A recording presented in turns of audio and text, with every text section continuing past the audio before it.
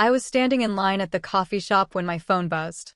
I pulled it out absent-mindedly, expecting another work email or a message from a colleague. But when I saw the name on the screen, Sarah, a familiar tightness settled in my chest. I hesitated before opening it. My relationship with my parents had always been complicated. I had spent years trying to make them proud, bending over backward to meet their expectations. And yet, no matter what I did, it was never enough. I took a deep breath and tapped on the notification. Sarah, she's a pathetic disappointment. She embarrasses the family. I can't believe we have to keep pretending she's successful when she's nothing but a burden. My stomach lurched, my breath hitched. I stared at the message, my hands starting to tremble. It took a moment for my brain to process what I had just read. The message wasn't meant for me. It was about me. A second later, 3 dots appeared. She was typing again. Sarah, oh, sorry, honey. That wasn't meant for you. Just ignore it. I blinked, feeling heat rise to my face. Ignore it? As if I could just pretend I hadn't read my own mother trashing me behind my back. I was so stunned I didn't even realize the barista was waiting for my order. The words felt stuck in my throat. Without thinking, I turned on my heel and walked out, my heart pounding in my ears. I should have known. I should have seen it coming. My parents had never made a secret of the fact that I was a disappointment to them. When I was younger, it was about my grades. My brother, Ryan, was the golden child, the son they had always wanted. He was athletic, confident, and had that effortless charm that made people gravitate toward him. I, on the other hand, was too sensitive, too emotional, too much of a dreamer. When I got older, it became about my choices. I had built a thriving career in finance, yet in my parents' eyes, I was still the black sheep of the family. Why? Because I wasn't married. Because I didn't have kids. Because I had chosen a life that didn't fit their traditional mold. But the irony? I was the one who had been paying their mortgage for the last 4 years. Ever since Mark lost his job and they started struggling financially, I had stepped in without hesitation. I took on extra projects at work, cut back on my own expenses, and wired the money every month without fail. And yet, here I was, a pathetic disappointment. I spent the rest of the day in a haze, my thoughts running in circles. I reread the message over and over, my stomach twisting every time I saw those words. By the time I got home, something inside me had shifted. For years, I had given and given, desperately hoping that one day I would be enough for them. But the truth was staring me right in the face, I would never be enough. No matter how much I sacrificed, no matter how much I helped, it would never change. And suddenly, I was done. Done trying. Done begging for their approval. Done being the family ATM while they mocked me behind my back. It was time for a little surprise. I didn't respond to my mother's message. What was there to say? Hey Mom, thanks for calling me pathetic. Oh, and by the way, you're welcome for the thousands of dollars I've been sending you. Instead, I sat in my apartment, staring at my phone screen, feeling something inside me crack open. I had spent years twisting myself into knots to earn my parents' love. I had tried being the perfect daughter, the successful career woman, the dutiful child who bailed them out of financial ruin without so much as a thank you in return. But now I saw the truth. They didn't respect me. They never had. I was a convenience. A wallet. A source of income they could exploit while talking about me like I was worthless. Not anymore. That night, as I lay in bed staring at the ceiling, a plan started forming in my mind. I wasn't going to confront them. Not yet. I was going to hit them where it hurt. It was time to remind them exactly who had been keeping a roof over their heads. The next morning, I made the first move. I pulled up my banking app and navigated to the automatic transfers I had set up for my parents' mortgage payments. With one tap, I canceled them. Just like that, I was free. No more wiring money to people who saw me as an embarrassment. No more sacrificing my own comfort for parents who treated me like I was disposable. The next step? Making sure they understood exactly what was happening. I didn't bother calling. Instead, I sent a short, polite text.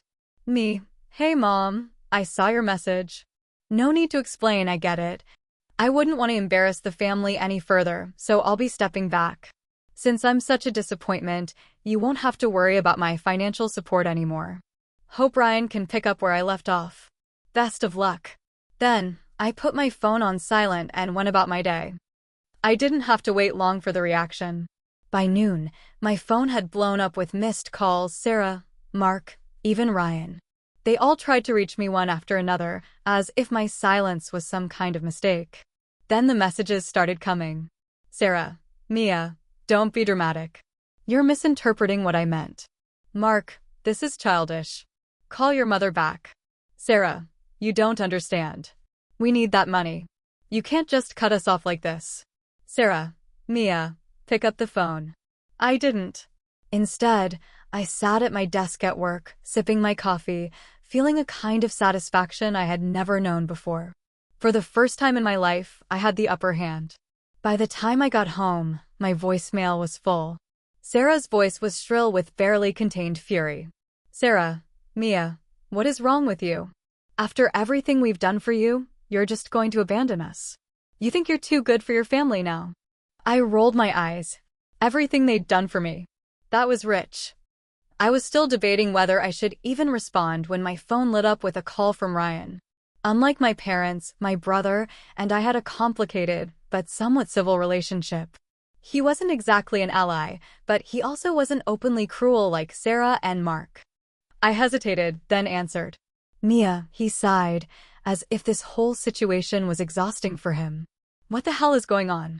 Mom's losing her mind. Dad's furious. Are you really going to cut them off like this? Did she tell you why? I asked flatly. She said you were upset over some text. I let out a humorless laugh. Oh, I see. Some text. Mia, Ryan groaned. Come on. You know how she is. She didn't mean it like that. You're making this bigger than it needs to be. My grip tightened on my phone. Tell me something, Ryan. When was the last time you sent them a dime? Silence. That's what I thought. For 4 years, I've been the one keeping them afloat, I continued. And behind my back, they call me pathetic. They say I embarrass them. And you think I'm making this bigger than it needs to be? More silence. Then a sigh. Look, can you at least come over? They want to talk. I exhaled slowly, already knowing where this was going. They didn't want to apologize. They didn't want to make things right. They wanted me to change my mind. But maybe, just maybe, it was time to face them. I'll be there tomorrow, I said, my voice calm. But, Ryan, tell them one thing for me. What? I smiled to myself. Tell them I'm not coming to beg for their approval. I'm coming to let them know exactly what happens when you bite the hand that feeds you. Tomorrow, they would learn a lesson they'd never forget. The next evening, I found myself standing in front of my parents' house, the house I had been paying for. It looked the same as ever. The neatly trimmed hedges. The porch light casting a warm glow. The same welcome mat that had been there since my childhood. But tonight, this place didn't feel like home. I wasn't here as the obedient daughter, desperate for approval. I was here to deliver a reality check. Taking a deep breath, I squared my shoulders and rang the doorbell. A few seconds later, the door flew open, and there she was, Sarah. Her face was tight with forced concern, but her eyes held something else. Anger, frustration, panic. Mia, she said, her voice sugary sweet but strained at the edges. Finally, come in. I stepped inside, my heels clicking against the polished hardwood floor. Mark was already seated in his usual armchair, arms crossed, jaw tight. Ryan was leaning against the wall, hands in his pockets, watching everything unfold.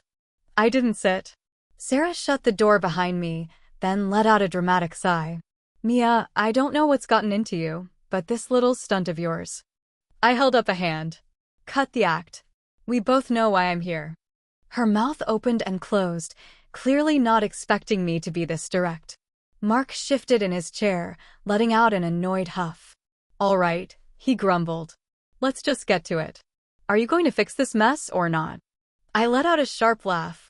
Oh, you mean your mess? The mortgage payments? Mark's face darkened, but I wasn't done. Because, you see, I don't really see how this is my problem anymore. Especially considering that, according to Mom, I'm nothing but a pathetic disappointment. Sarah flinched. Ryan sighed, rubbing his temples. That was a misunderstanding, she said quickly. I didn't mean it like that. I crossed my arms. Oh, really? How exactly did you mean it? A beat of silence. Then, as expected, she switched tactics. Sweetheart, she cooed, stepping closer and placing a hand on my arm. We're family. Families say things they don't mean sometimes.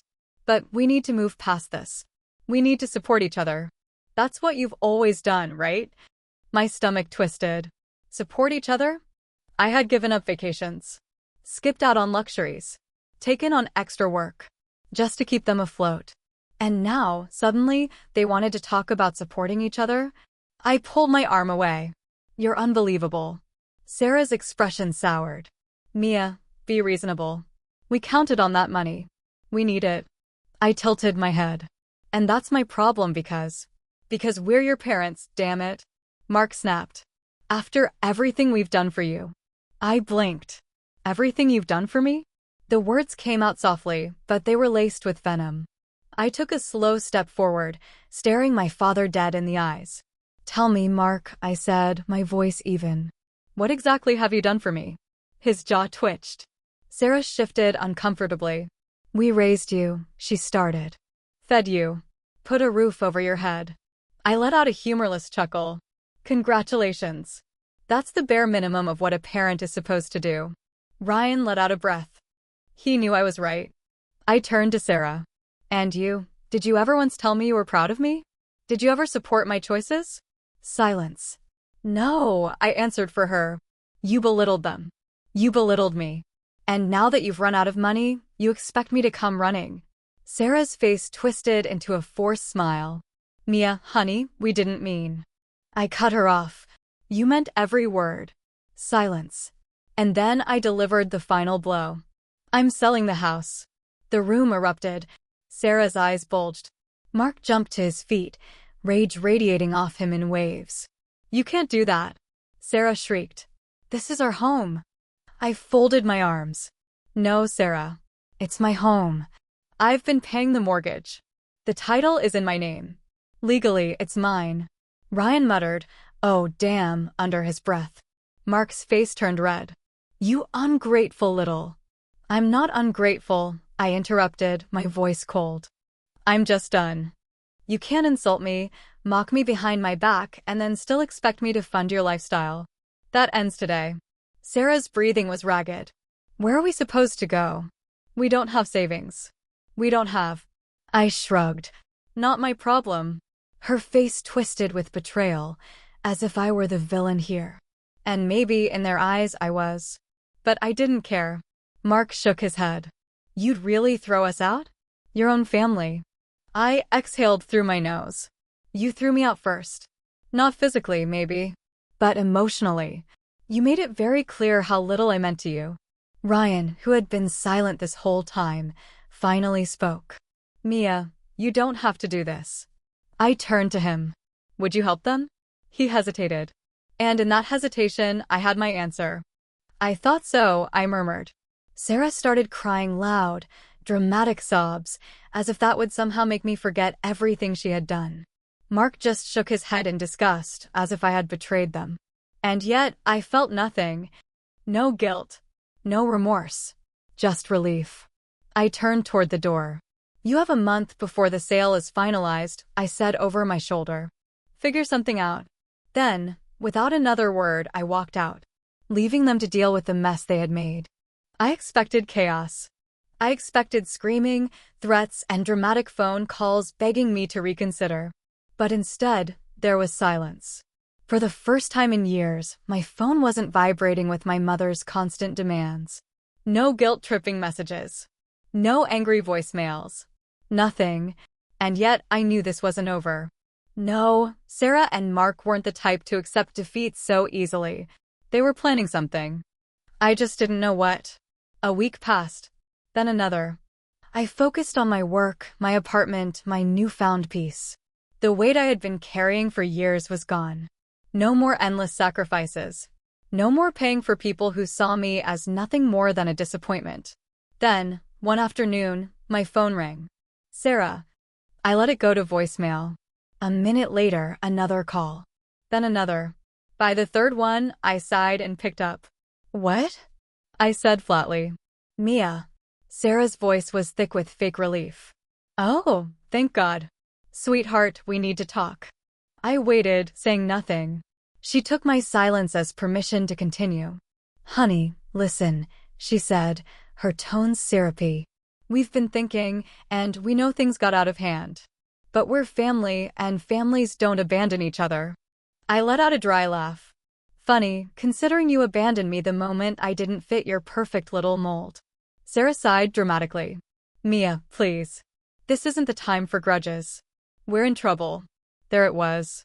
The real reason she was calling. What kind of trouble? I asked, already knowing the answer. She hesitated, then let out a shaky breath. The bank. The house.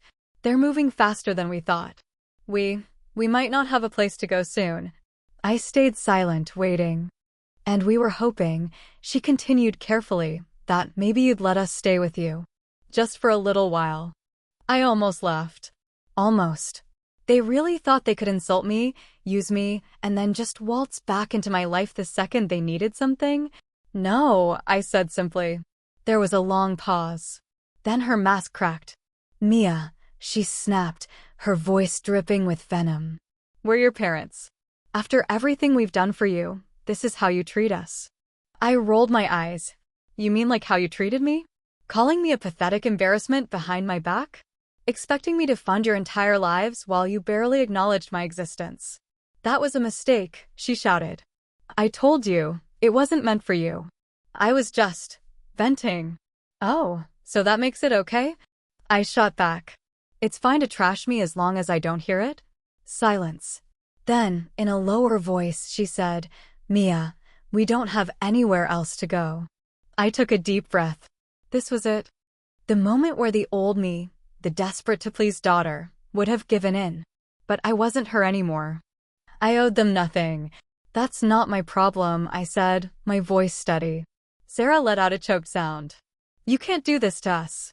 I'm not doing anything to you, I corrected. I'm just finally choosing me. And with that, I hung up. I knew they wouldn't accept that as my final answer. And I was right. The next day, I got a call from the real estate agent handling the sale of the house. Mia, she said carefully. Your parents, they're refusing to leave. I pinched the bridge of my nose. Of course they are. They're claiming they have squatters' rights, she continued. And they're saying you can't legally force them out. I closed my eyes, inhaling sharply.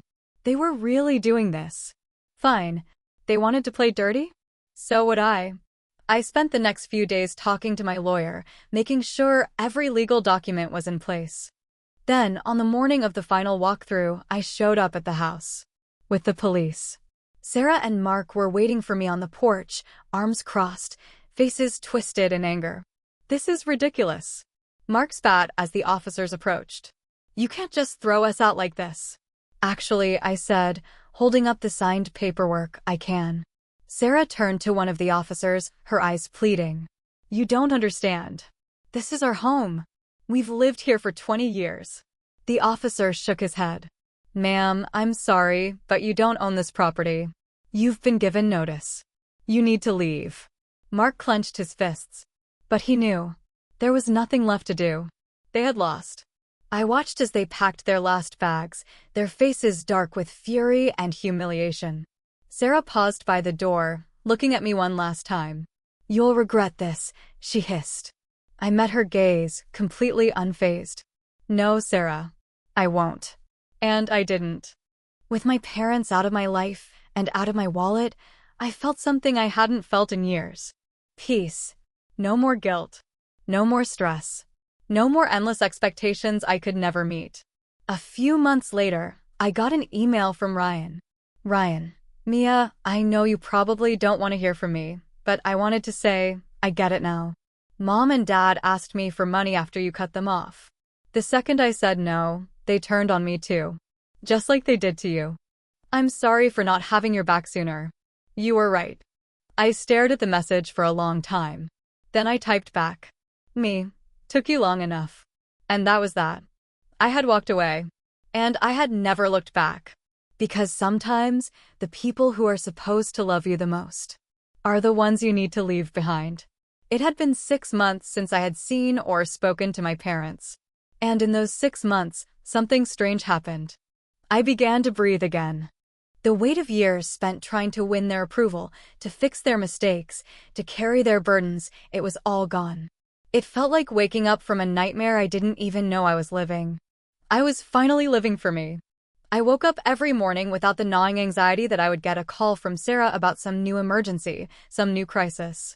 My bank account didn't feel like a never-ending drain.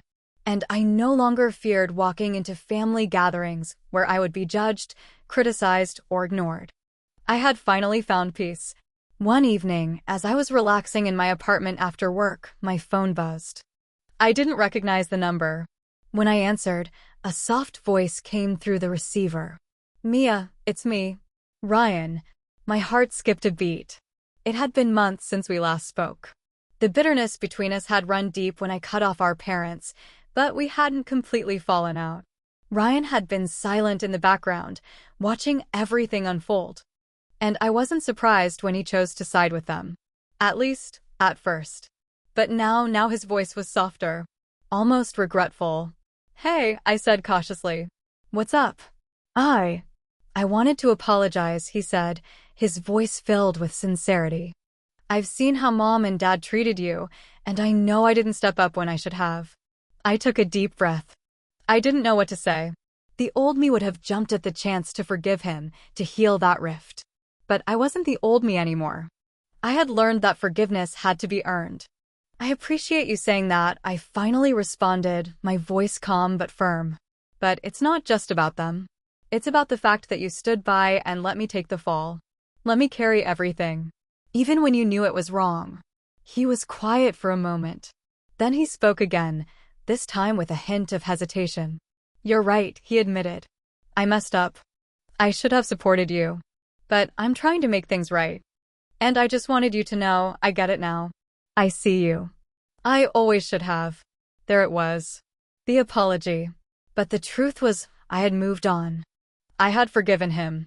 But I wasn't going to forget how things had been. People didn't just get a free pass for years of silence. "Ryan, I'm glad you understand," I said, my voice steady. "But that's the thing. You can't just come in now and act like everything's fine. I've moved on from this. I've learned how to live without being weighed down by them." He sighed. "I get that. But I wanted you to know that I'm here if you need me. I'm here. I'm not perfect, but I'm trying." I smiled to myself, the weight of the conversation finally lifting. "I appreciate that," I said softly. "But I've got my own life now. I'm doing okay. I'm doing more than okay." Ryan was quiet for a moment, as if processing my words. Then he spoke again, more softly than before. "You're strong, Mia. You always were." It was a strange feeling, hearing him say that. And for the first time, I realized something. I didn't need him to see me. I didn't need his validation. I had found my strength on my own. "Well," I said, the tension easing in my chest. "I hope things work out for you. But just remember, I won't be the one to fix it. Not anymore." The months continued to pass and life, in all its complexity, kept moving forward. I threw myself into my work, focusing on my career more than ever before. The restaurant chain I had been managing for over a year was expanding rapidly. And with the opportunity to take over as CEO looming on the horizon, I couldn't afford to lose focus. And I didn't want to. Because for the first time in my life, I was building something that was mine. Not for anyone else. Not to gain approval or validation. But because I had worked my ass off to get there. And I was damn proud of it. But still, I couldn't help but wonder, where were my parents now? Would they ever come around? Would they ever acknowledge how wrong they were? It didn't matter. Because I wasn't waiting for their approval anymore. One afternoon, as I was working through my emails, I got another call from an unknown number. I answered, already preparing for what I thought would be another round of guilt trips or demands. But this time, it was different. "Mia," came a shaky voice on the other end. "It's Sarah." I paused. My heart raced for a moment. Then I calmed myself. "What do you want, Sarah?" Her voice trembled, filled with shame. "I know this is a long time coming, but I just wanted to say, I'm sorry. I said nothing. She took a deep breath. I've been thinking about everything, and I know I treated you terribly. And I don't expect you to forgive me, but I just need you to know that I'm sorry. For all of it. For everything. I felt a strange mix of emotions. Relief. Sorrow. But no anger. Not anymore. I'm not going to forgive you right away, Sarah, I said quietly. But I'm glad you finally understand. There was a long pause. And then, very softly, she said, I love you, Mia. And for some reason, I believed her this time. But the best part? I didn't need her love to validate me anymore. Forgiveness is a strange thing. For years, I had craved it. Not just to give, but to receive. I had begged, whether in words or in silent actions, for my parents to acknowledge me, to see me, to love me for who I was, instead of who they wanted me to be. But in the end, I had realized something. I didn't need their approval. I never did. After my mother's unexpected apology, I didn't rush to mend things. I didn't suddenly become the devoted daughter again, dropping everything for them. Because I had already built something better. Something real. I had built a life that was mine. And the best part? I had no one to thank but myself. I had walked away. And I had never looked back. Because sometimes, the people who are supposed to love you the most are the ones you need to leave behind.